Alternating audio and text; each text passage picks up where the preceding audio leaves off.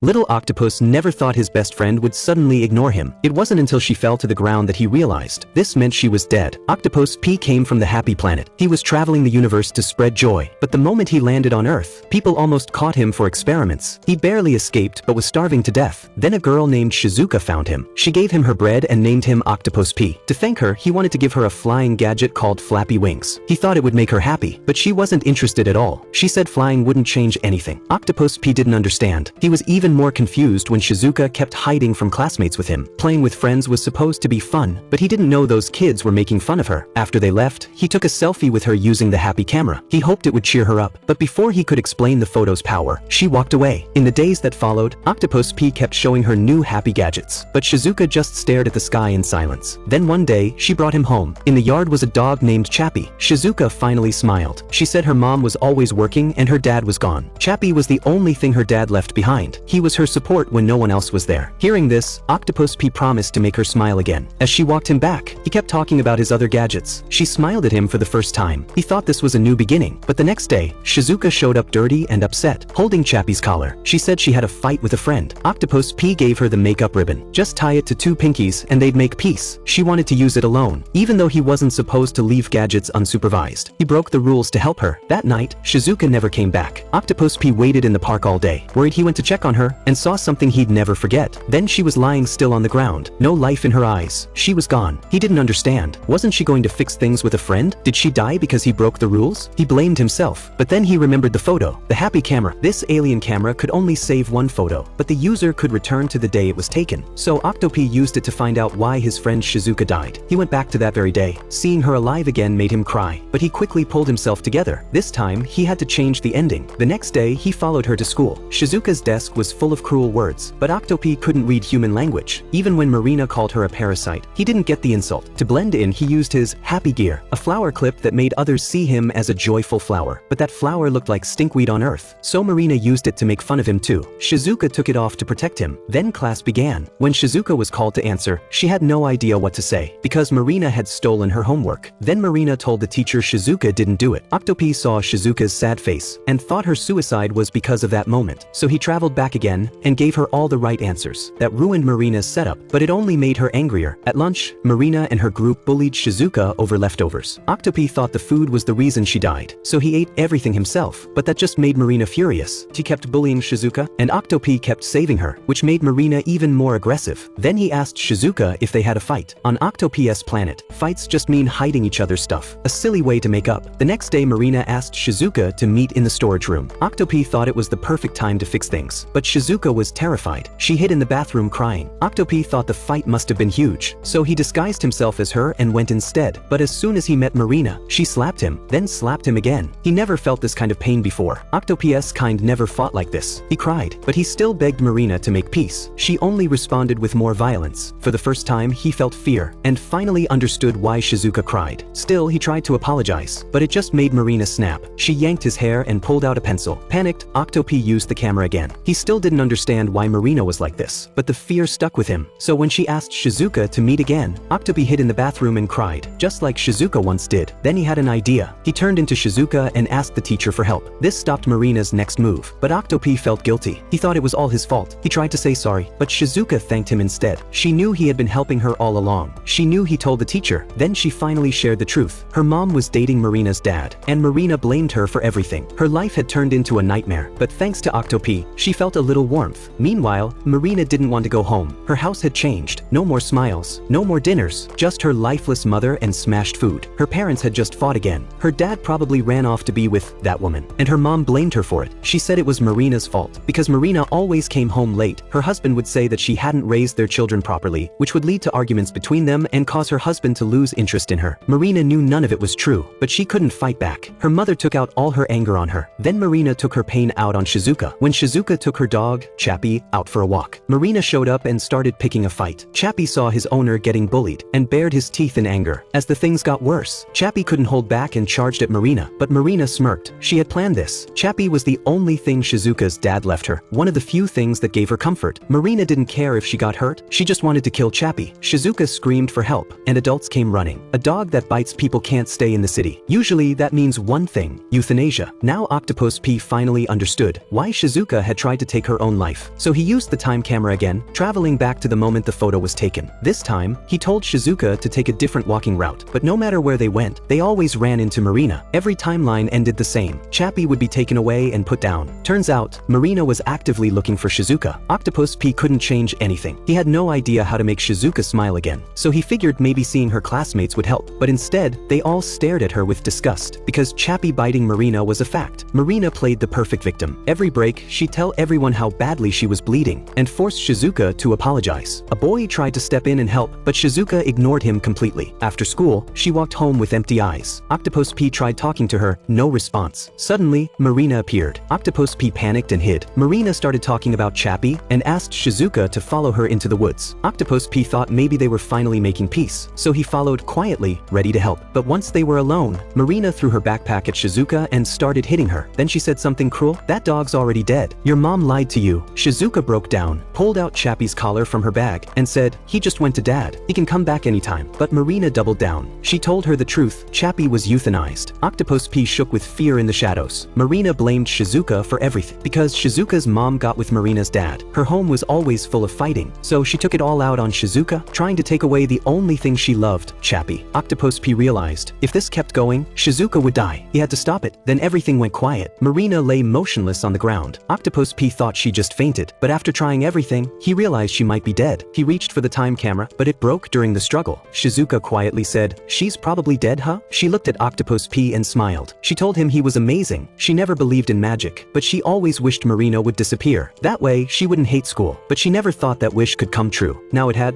like magic. And if magic was real, then maybe Chappie was still alive too. If she found her dad, she could see Chappie again. For the first time, Shizuka had hope, and she smiled, truly smiled, at Octopus P. However, the boy saw it all. The boy Higashigun never thought the girl he had a crush on would smile so warmly after killing someone. Higashigun tried to convince them to turn themselves in, but Shizuka refused. She didn't want to go to juvie. She also wanted to check if Chappie was still alive. So she begged Higashigun to help her cover it up. He wanted to say no, but after seeing Shizuka's pleading face, he completely gave in. To help them, Octopus P brought out the memory box, a device that could change size and stop anything inside from changing. They put Marina's body in the box, and then Octopus P disguised himself as Marina, while Higashigun and Shizuka went home to get tools. Octopus P asked, "Are we really doing the right thing?" But Shizuka just smiled, a smile like sunlight. That was enough for Octopus P. He decided he'd do anything as long as Shizuka kept smiling. But when he got home, he saw Marina's parents arguing. The dad got so emotional, he accidentally threw a decoration at Octopus P's face. Still, in Octopus P's eyes, this kind of fighting meant they had so much to talk about. It looked like a loving family. After that, the three of them met up after school every day to plan their trip to Tokyo to find Chappie. One day, someone familiar showed up, Higashigun's older brother, the one he feared the most. He was smart, hardworking, and kind. Even though he could have just asked their mom for money, he still worked like crazy to save up for a ring. Higashigun hated that. He hated how perfect his brother seemed. Shizuka casually said, "Then just steal the ring that if he loses it, maybe he'll get so upset he quits." Higashigun hesitated, but then Shizuka said, "I believe you can do it." That hit him hard. So that night, he sneaked into his brother's room with Octopus P while his brother was showering, but the phone rang out of nowhere. Their plan was falling apart. At the last second, Octopus P pulled out a pair of wings from Planet Happy and flew them out the window, but humans were too heavy, the wings broke midair. Octopus P gave it his all and barely managed to save Higashigun. Higashigun landed awkwardly. He felt pathetic, like he couldn't even do this one simple thing. He remembered how his mom used to say, "You can only eat the cake if you get a perfect score," but every time he failed, she looked disappointed and told him, "You'll never be as good as your brother." So helping Shizuka wasn't just about love. It was about proving to his mom that he wasn't useless. They shared a brief moment of happiness. Shizuka returned to school like normal. Higashigun finally got his crush Shizuka's approval, and Octopus P fulfilled his wish to make Shizuka smile. But they didn't expect that the body, buried too shallow, had been uncovered by the rain. Worse, Octopus P's behavior as Marina was getting weird. Marina's mom started to suspect. She might not have been a good mom, but she knew her own daughter. She begged Octopus P, "Please give me my daughter back." Octopus P finally realized what he had done. He looked at the family photos on the wall and remembered the Marina, who used to smile so brightly, but now, because of his accidental killing, it was all gone. He decided to talk to Shizuka seriously, but he didn't know the adults had already found Marina's body.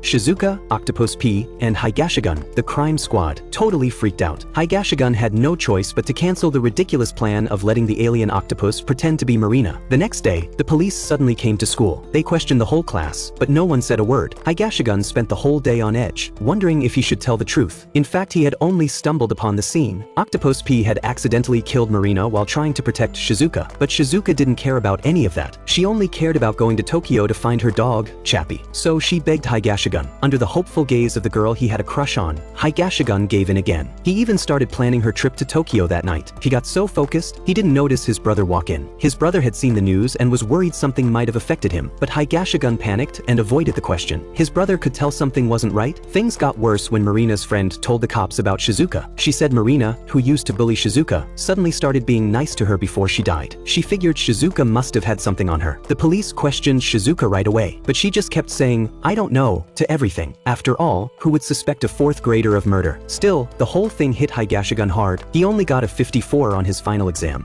He thought his mom would yell, but she gave him a little cake instead, a rare treat he never got. He thought, maybe she finally understood him, but she said, "Don't bother trying. I've already given up on you, so you didn't need to get my attention by scoring low on the test. Eat what you want, score whatever, I won't care anymore." Her words cut deeper than any knife. That cake? It tasted like poison. Just when he was in despair, Shizuka came to him. The police had called her again. She had to go to the station this summer, but she wanted to went to Tokyo to find her dog, so she begged him to confess and take the blame. He froze. Memories rushed in. His brother played games, yet always got perfect scores. But he, who studied hard, only got 95s. Mom would say, "Why can't you be perfect like him?" Later, his brother rebelled, dyed hair, got a job, found love. He thought maybe this was his chance to catch up, so he gave up fun, studied harder. But his brothers still stayed number one. He felt worthless until Shizuka showed up. She looked like his mom, and she was being bullied. He tried to help even when she pushed him away, but his mom had said, "Always be perfect." So he swore to perfectly solve her bullying. But then he saw her kill someone. She grabbed his hand, begging for help. It was the first time anyone needed him, so he helped her hide the body. Now, she grabbed his hand again. "You're the only one I can count on," she said. "Even if you're locked up, I'll wait for you." She kissed his cheek, and just like that, he gave in again. The boy was ready to take the blame for the girl he liked. Luckily, his brother called out to stop him. Then he said, "You're the one who did it, right? You're a disgrace to our family. You ruined everything. Mom's clinic, my future, useless, and now dragging us down too. How are you going to make up for this?" Just as he was about to break down, he snapped out of the illusion. In fact, his brother never said any of that. He had only asked, gently, if something was bothering him. But to Higashigun, his brother would never understand. Everyone only cared about his brother. The only one who cared about him was Shizuka. So to protect the only person who was kind to him, he was willing to take the blame. As Higashigun's emotions dark, his brother thought he was upset about failing the exam. He said, "You still have me. Our bond won't change just because of grades. If something's wrong, just tell me, I'll listen." Higashigun hadn't felt that kind of warmth in a long time. His eyes, clouded by secrets, began to clear up. When his brother admitted he wasn't perfect either, Higashigun realized they both had flaws. They were just ordinary people, no need to be perfect. He slowly took off the glasses their mom had given him, and finally told his brother everything about what happened to Marina. His brother didn't say much, just told him not to be afraid. A few days later, their clinic shut down, probably to cooperate with the police investigation. Shizuka heard the news and knew Higashigun wouldn't help her anymore, but she didn't care. Octopus P thought they should tell the truth, but Shizuka just smiled. What mattered now was going to Tokyo to find her dog. Shizuka took Octopus P to her dad's apartment in Tokyo. Just thinking about seeing her dog Chappie again made her super happy. But when the door opened, her dad had 2 new daughters and a dog that clearly wasn't Chappie. Shizuka held back her emotions and said, "Dad," but he coldly replied, "I don't know you." After that, she broke down and thought, maybe father's new daughters eat Chappie? She asked Octopus P to pull out a device to check their stomachs, but Octopus P said it didn't have anything like that. So Shizuka grabbed all its tools, planning to sneak into her dad's house that night. Octopus P was terrified, but before it could stop her, Shizuka was crazy. She hit it in the head with a rock. The sharp pain brought back its memories. It turned out this wasn't its first time on Earth. The first person it met wasn't Shizuka, it was the grown-up version of Marina. Marina had also fed it food, but often treated it like a punching bag, because her home life was also a mess. Her dad was never around, and her mom drank every day. Once she just forgot to buy alcohol, and her mom slashed her face with broken glass. She once told Octopus P, "When I grow up, I'll be a mom who makes her child happy. I won't be like my mom." That's when Octopus P finally understood understood, her violence was just copying her mother. That's how humans practice raising children. So it made a decision to help Marina find the perfect partner. And guess who they ran into? Grown-up Higashigun. Then Marina and Higashigun became a couple. Marina's mom was overjoyed. She even tried to fix things with her cheating husband, just so she could meet her daughter's boyfriend sooner. But happiness came fast and left even faster. Shizuka transferred to their school. She was Higashigun's first love. From that day on, Higashigun changed completely. He invited Marina to dinner. All he talked about was Shizuka. Then out of nowhere, he broke up with her. That day, they were supposed to walk home together. Marina's mom even dressed up nicely, but all she got was the news that her daughter was dumped. She broke down on the spot. Meanwhile, Higashigun was still out dating Shizuka. Octopi hid nearby, watching them. By the time he got home, Marina's mom was lying in a pool of blood. Marina's hands were covered in it. Tears ran down her face as she whispered, "I should have killed Shizuka when I was kids." To make her happy, Octopi decided to go back in time and kill young Shizuka himself. But as soon as he flew back to Happy Planet, Marina mistook thought he left her too. So she picked up a piece of glass and aimed it at her neck. Meanwhile, Octopi arrived in the past. The price? He lost all memories of Earth and Marina. Until today, when Shizuka hit him with a rock, everything came rushing back. But now he was completely lost. Yes, Marina lost her parents and Higashigun because of Shizuka. But did Shizuka really deserve to die? He had seen it himself. Marina also bullied Shizuka, and he once had killed Marina with his own hands. Maybe this was all his fault. As he wondered how to fix everything, Higashigun showed up. Octopi asked him, "Shizuka's supposed to be a bad kid, but why do I sometimes feel like she's actually a good one?" Higashigun told Octopus P, "People are a mix of good and bad. Just like you, dumb octopus. You don't know much, but you've got a really kind heart. You made my life happier, didn't you? Thank you." That one conversation gave Octopi hope. Maybe things could still change. When he saw Shizuka again, she had already lost her mind. Octopi hoped she can calm down, but all he got in return was her violence. Even so, he made his choice to bring everything back to that very first happy moment. When Shizuka came back to her senses, she was once again at the spot where the photo was taken. But this time, Octopi was gone. In this new timeline, Shizuka still got bullied by Marina, even attacked with a sharp pen. But right as Marina was about to strike, she paused, staring at a random octopus doodle Shizuka had drawn. Because somehow, she remembered too. They had both met the same pink octopus, one that shouldn't have existed. And just like that, they cried their hearts out, holding onto each other, their tears filled with memories of Octopi. Higashigun changed too. He was no longer crushed by his mom's obsession with perfection. He even made peace with his brother. In the end, Shizuka and Marina grew up to be best friends, all because of that one clueless but pure-hearted pink octopus. I did a quick recap of the anime's main story. From the start, this octopus from the Happy Planet doesn't know right from wrong. His only standard is, does this make its friend happy? He met Marina and decided Shizuka had to go, because Shizuka got in the way of Marina's love. Then he met Shizuka and wanted to kill Marina, because Marina was the bully. But was Shizuka really in the wrong? Not exactly. She grew up with an absent dad, no love from her mom, and constant bullying at school, mostly from Marina. Even her dog, Chappie, was taken from her. At one point, she just wanted to die. And Marina? Was it her fault? Also no. She had to watch her dad cheat, her mom fall apart, and her home turn into a battlefield of fights. She lost her crush Higashigun and the little hope she had for a better life. Thing is, no one here was truly evil. And that's exactly why Octopi got confused. In the end, he sacrificed himself to give everyone a happy ending. But let's be real, the root problems weren't solved. The trauma in Shizuka and Marina's families never went away. I have mixed feelings about the ending. Can bullies and their victims really make peace in real life? What did you think after watching this anime? Drop your thoughts in the comments.